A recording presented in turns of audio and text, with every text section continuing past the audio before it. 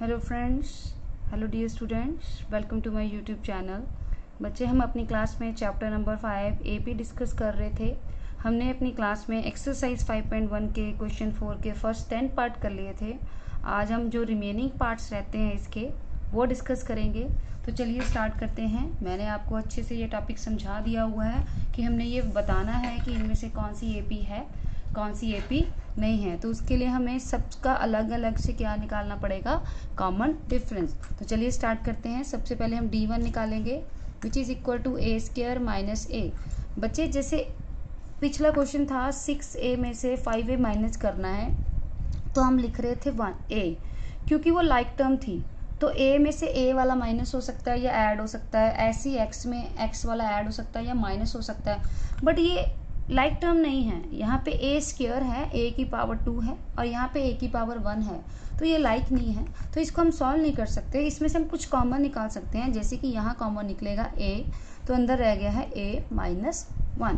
अब हम D2 करेंगे सॉल्व, a3 माइनस ए स्क्वायर। तो इसमें से भी हम कॉमन निकाल सकते हैं, सब्ट्रैक्ट नहीं कर सकते। तो यहाँ आ गया a square comma a minus 1। अब D3 करें, a4 माइनस ए क्यूब। इसमें अगेन ए स्क्वायर कॉमन आ गया, तो अंदर बच गया a माइनस 1। तो चेक कीजिए, यहाँ पे a माइनस 1 है, यहाँ पे a स्क्वायर a माइनस 1 है, यहाँ पे a क्यूब a माइनस 1 है। तो ये D तो सेम ही नहीं है, तो हम क्या लिखेंगे, so it is not an AP। ये AP ही नहीं बन रही। तो चलिए नेक्स्ट पार्ट करते हैं, 12 पार्ट। तो जैसे रूट वाले क्वेश्चन आ जाते हैं तो बच्चा कंफ्यूज हो जाता है कि इसको कैसे सॉल्व करना है। तो रूट वाले क्वेश्चंस को करने के लिए बेटे आपको इसके बनाने पड़ेंगे फैक्टर्स। तो फैक्टर सबको बनाने आते हैं। तो पहले स्टार्ट करते हैं D1। तो D1 क्या है, √8 माइनस √2। तो सबसे पहले √8 के फैक्टर्स बना लेते हैं, या आप एक काम और कर सकते हो कि पहले AP सेट कर लीजिए, सबके फैक्टर्स बना के लिख लीजिए। जैसे √2, 8 के फैक्टर सबको पता है क्या होते हैं, ये देखिए 8 के फैक्टर्स होते हैं 2 इंटू 2 इंटू 2। तो वहाँ से आ चुका है 2√2, तो यहाँ आप लिख लीजिए 2√2। ठीक है। अब 18 के फैक्टर, 18 क्या होता है, 9 इंटू 2, यानी कि 9 के फैक्टर हो गए 3 इंटू 3 इंटू 2, तो यानी कि 3√2। तो यहाँ पे लिख लीजिए 3√2। अब 32 के फैक्टर है, तो 32 कैसे बनता है, 16 इंटू 2 करके बनता है। ठीक है। तो 16 क्या होता है, 4 इंटू 4 इंटू 2, यानी कि 4 बाहर आ गया। तो ये बन चुके हैं 4√2। तो पहले ऐसे AP को आप सेट करके लिख लीजिए, रूट्स में कन्वर्ट कर लीजिए। तो अब हम करते हैं D1। तो D1 क्या था, √8 माइनस √2। तो √8 हमारा कितना था, 2√2, और √2 तो सिंपल √2 है। अब ये देखिए लाइक टर्म है, 2√2 में से जिसके आगे कुछ नहीं लगा होता, 1 लगा होता है, 2√2 में से 1√2 क्या, तो माइनस किया तो √2 आ गया। ये था D1। मैं इसको ऐसे बॉक्स में डाल देती हूँ, आपको याद रहे। अब D2 निकालेंगे, वो क्या होता है, √18 में से √8 माइनस करना है। तो √18 के फैक्टर हमारे पास क्या है, 3√2, और √8 के क्या थे, 2√2। अगेन इसमें से माइनस किया 3√2 में से 2√2, तो सिंपल √2। D3 करेंगे, तो D3 क्या था, √32 में से माइनस करना है √18। तो √32 के हमारे फैक्टर्स क्या थे, 4√2, और √18 के क्या थे, 3√2। 4 में से 3 गए 1, ये भी क्या आ गया, √2। तो देखिए बच्चा जी, अब इसका मतलब क्या है, D सबका सेम आ चुका है, √2।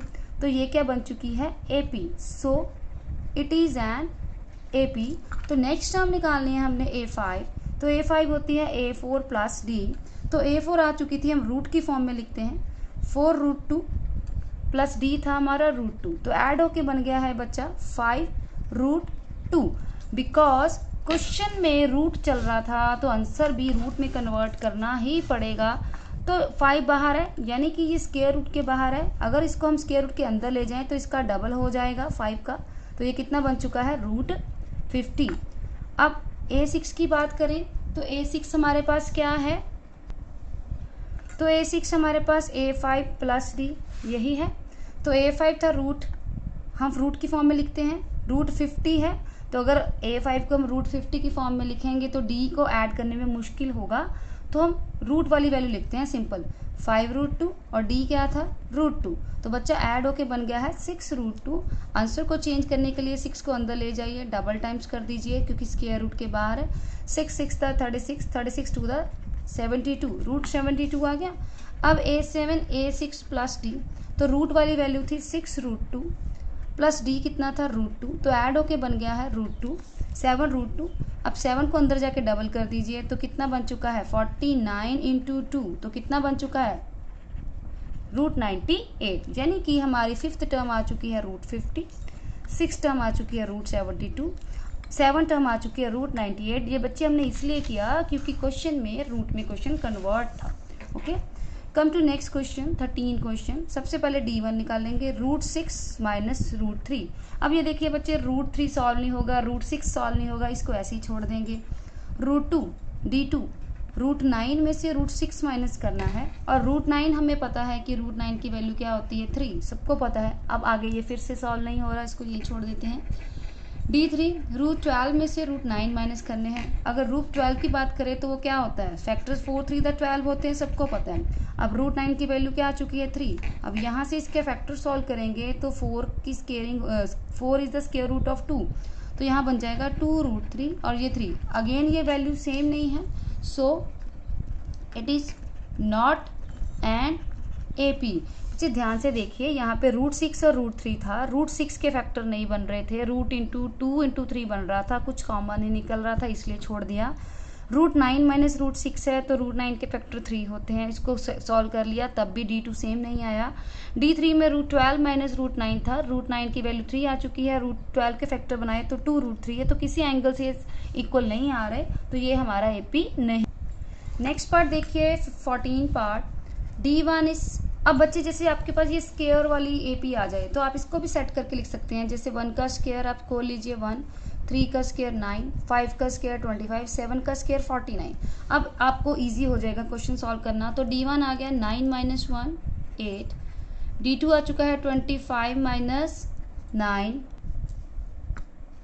16, एंड D3 आ चुका है हमारे पास 49 माइनस 25 24।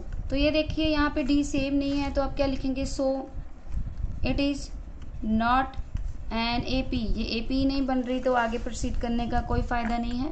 लास्ट पार्ट 15 पार्ट, पहले स्केयर खोल लीजिए, 1 का स्केयर 1, 5 का स्केयर 25, 7 का स्केयर 49, देन 73।